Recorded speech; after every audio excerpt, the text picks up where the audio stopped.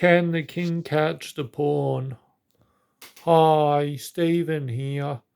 So the question is, before I get to that, the pawn is moving towards me, and the black king has to try and stop the white pawn. And the question is, can the king catch the pawn in time before it gets to the other side towards me and promote to a queen? So that's the question.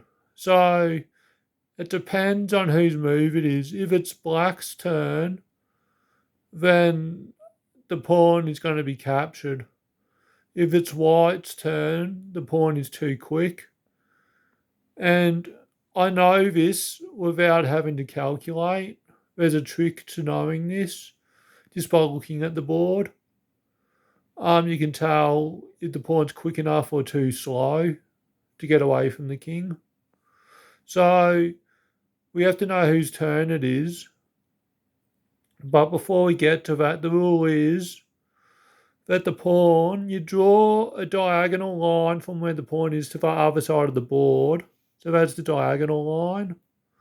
And then you go vertically up to the horizontal level of the pawn.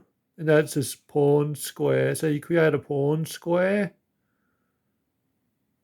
And the rule is that to determine whether the king can catch the pawn or not in time, on black's turn, can the king enter the edge of the pawn square or get inside it? Either of those, either on the edge of the pawn square or inside the pawn square, and the king's going to be able to catch the pawn.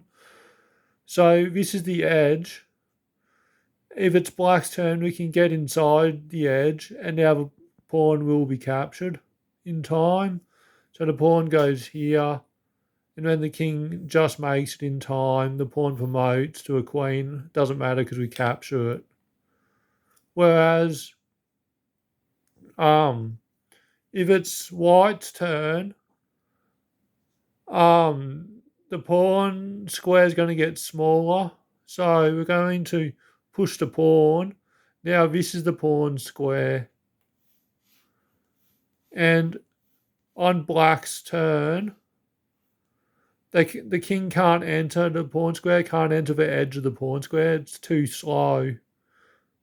So we don't need to count squares or we don't need to visualize anything. We don't have to count squares. No, we don't have to count squares or calculate. We just look at the board and we know if the king's quick enough to catch the pawn or not, based on the pawn square and whose turn it is. So, like, if it's white's turn, the pawn square shrinks before the king can get on the edge. But if it's black's turn, the pawn square's over here.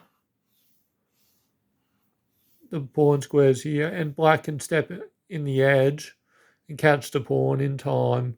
So we don't need to calculate or count. We just know the result visually because we know about pawn squares now. And black holds the game to draw because two kings can't defeat each other. It's an insufficient material draw. And so that's pawn squares. Can the king catch the pawn in time? And yeah, that's pretty much all there is to it. So it matters whose turn it is. Oh, one last thing. Pawn squares might not work if the pawn hasn't moved yet. And that's because if the pawn hasn't moved yet, the